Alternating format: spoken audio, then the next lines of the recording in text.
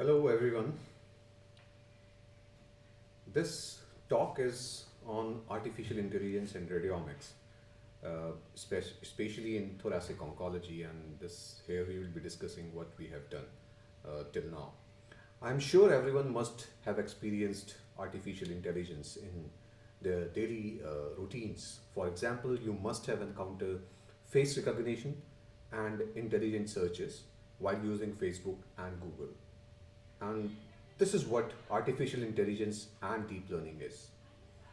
This field is growing exponentially, but same pace of growth is not evident in healthcare, specifically in clinical oncology. And the main reason is gap in domain knowledge. Those who know artificial intelligence techniques have limited knowledge of healthcare and vice versa.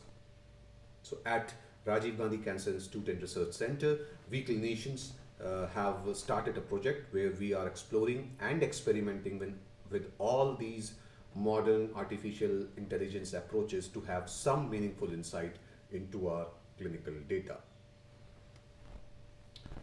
But prior to proceeding further, let's have a basic understanding of what artificial intelligence is and how is it related to data science.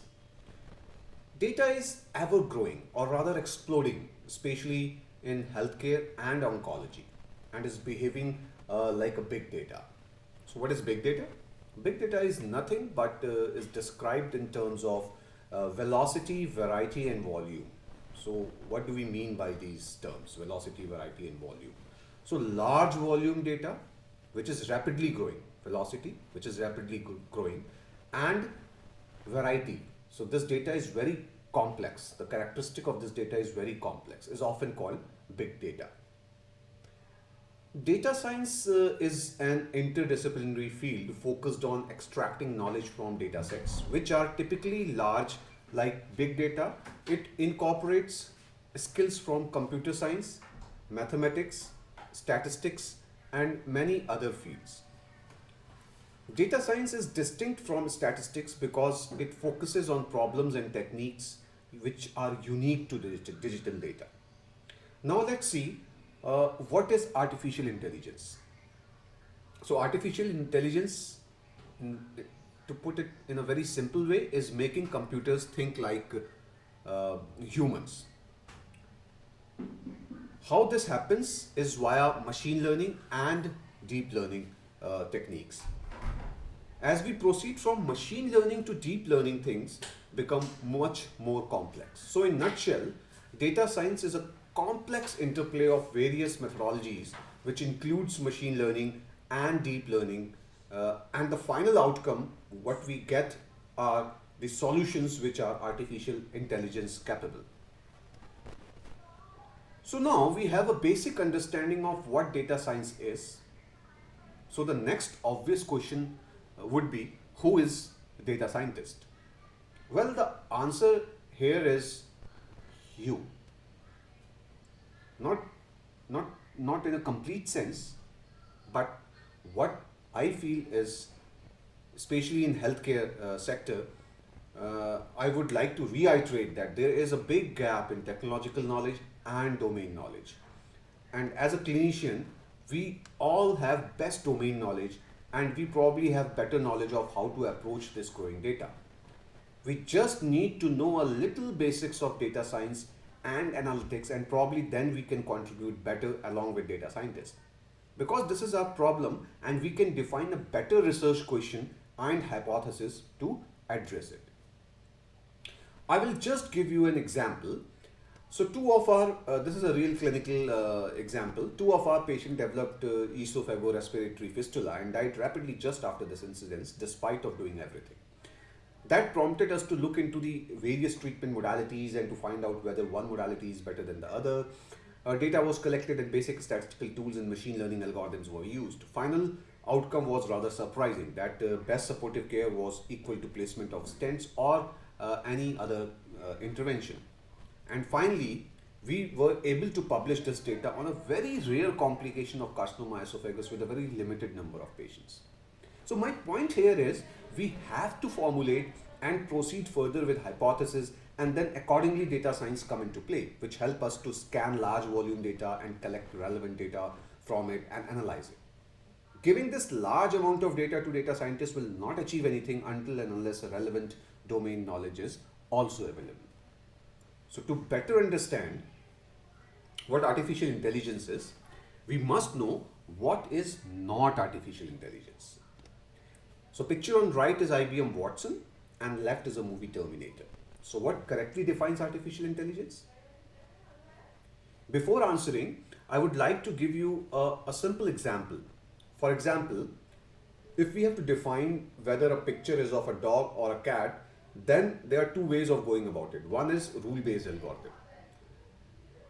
Here what happens is we have defined certain characteristics which may define that this is a dog if those characteristics are present, or if there are other characteristics which are present, it will define that this is a cat.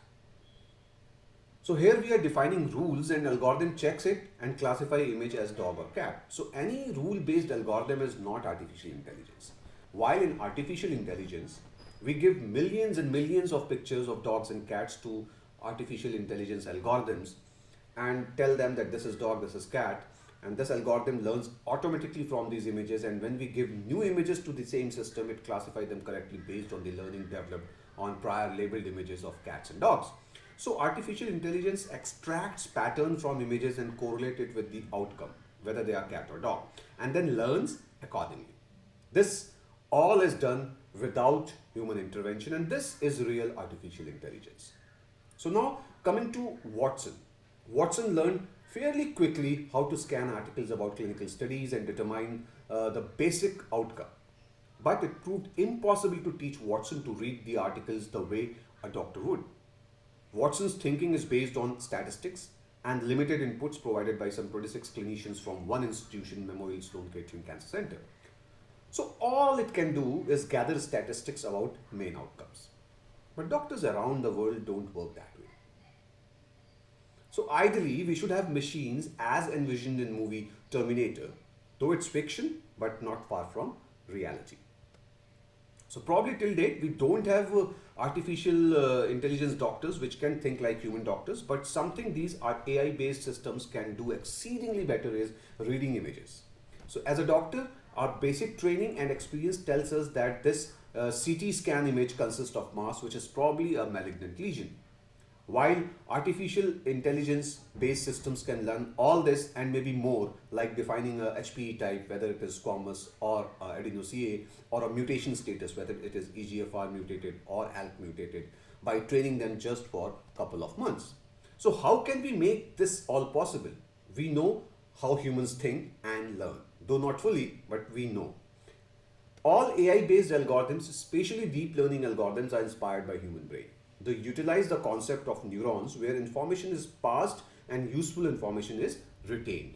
Same way in deep learning, we have input layer where all the information is passed and this information is then relayed to hidden layers which act as a neural networks.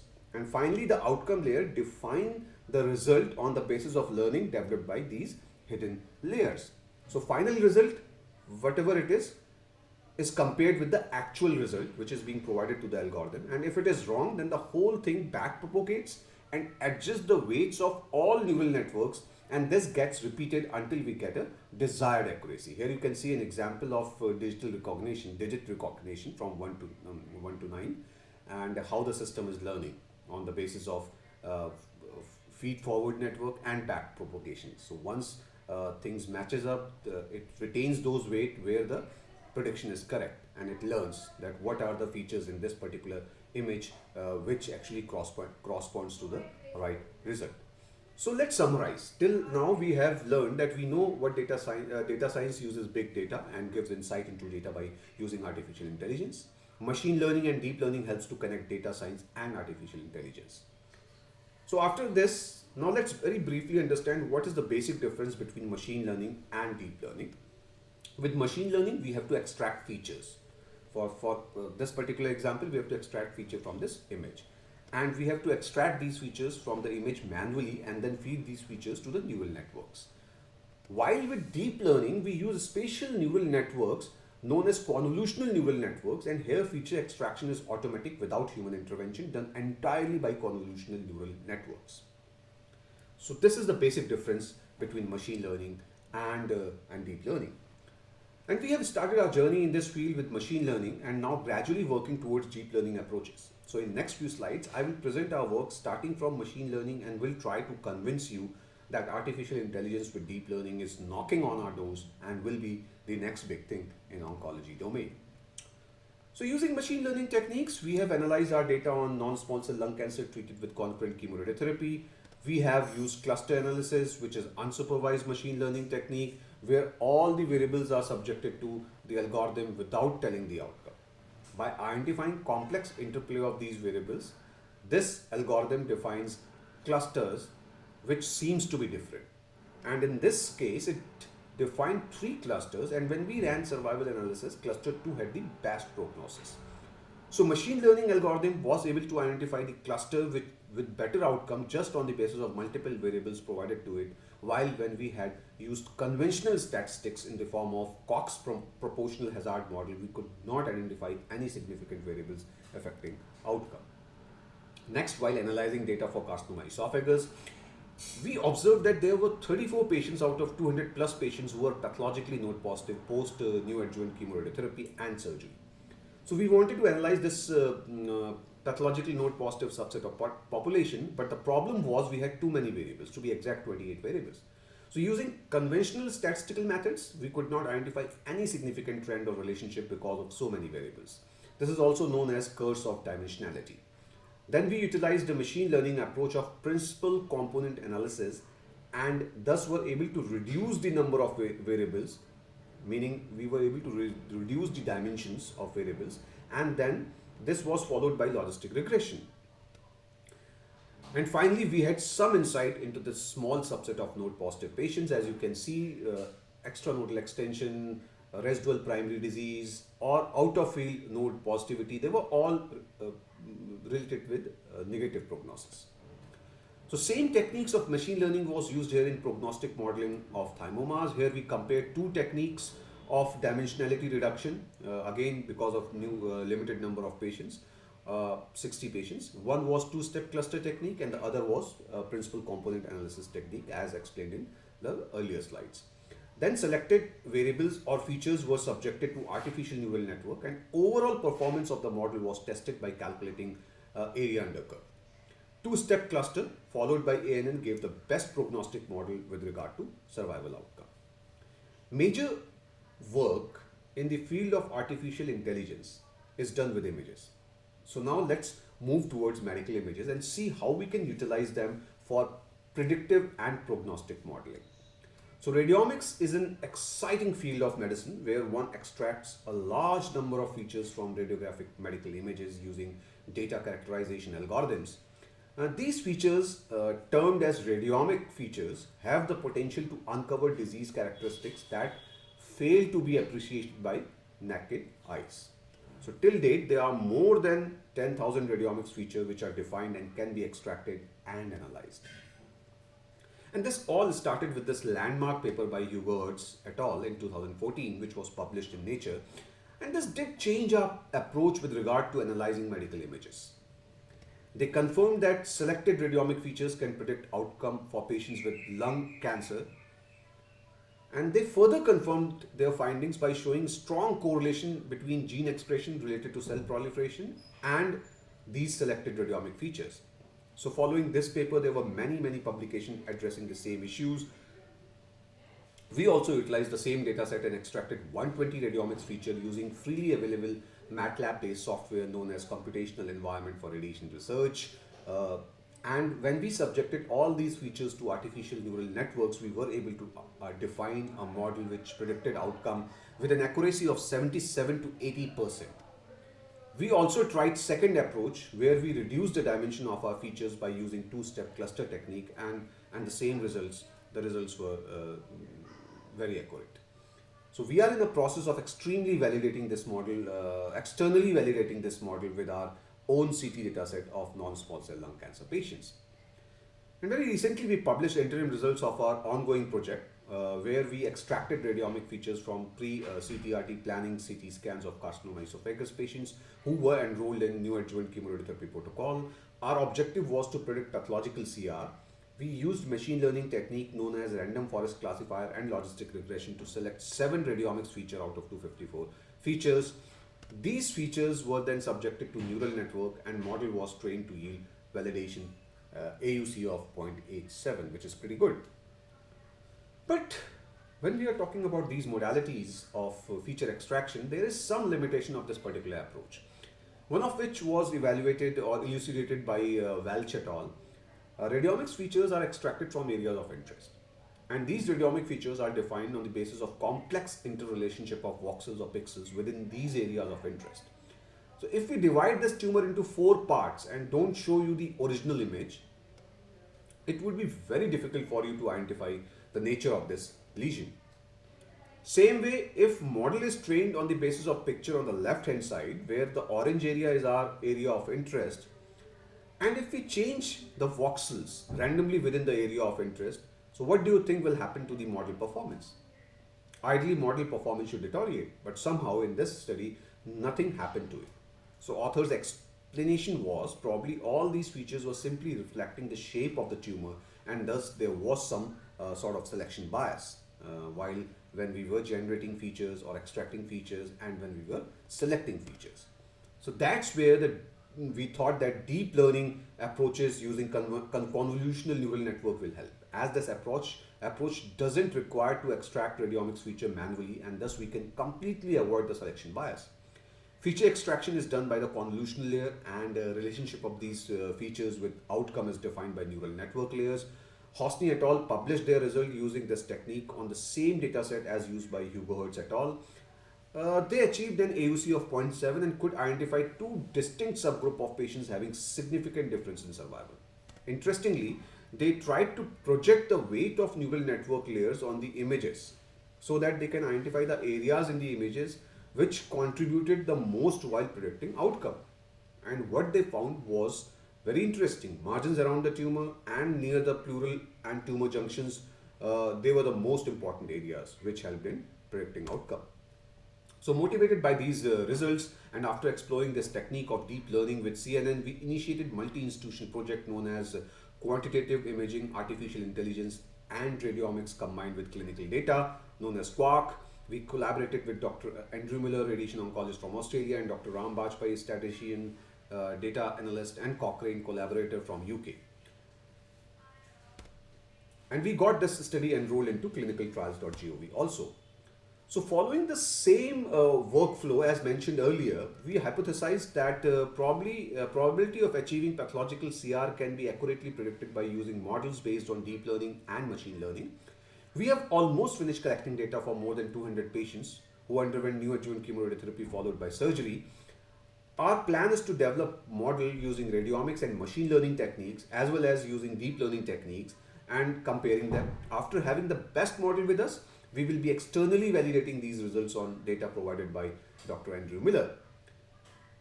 As we are training these models, results are quite encouraging. As you can see here that when we backpropagated the weights of neural layers as derived from trained model, the most important area within the tumor was mucosal disease and paraesophageal areas. So this gives us confidence that we are going in a right direction. And probably by the mid of next year, we may be ready with our results also.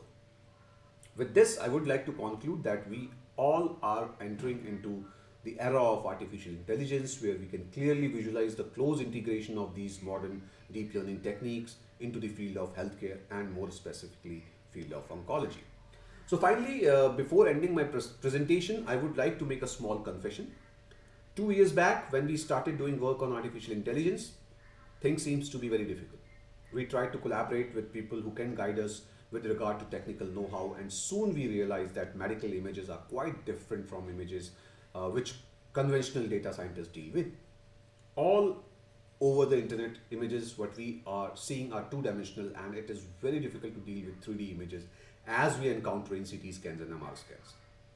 So with great teamwork and self-learned techniques of image manipulation and artificial intelligence, we were able to handle these 3D images and were able to feed them to the neural network.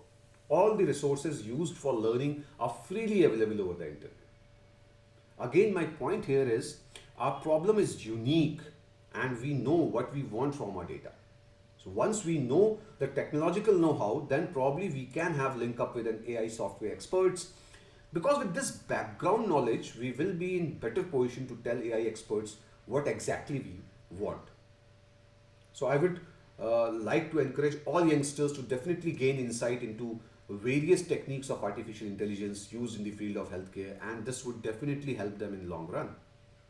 Lastly, I would like to thank Dr. Irfan, Dr. Rahul, Dr. Andrew Miller, Dr. Ram Bajpai, because without their help, this project would have not taken place. Also would like to thank Dr. Munish Karola, our director, for believing in what we initially thought with regard to AI. And without his proper support, we would not have reached this far, and we still have to go million miles to go. So thank you everyone for your patience listening.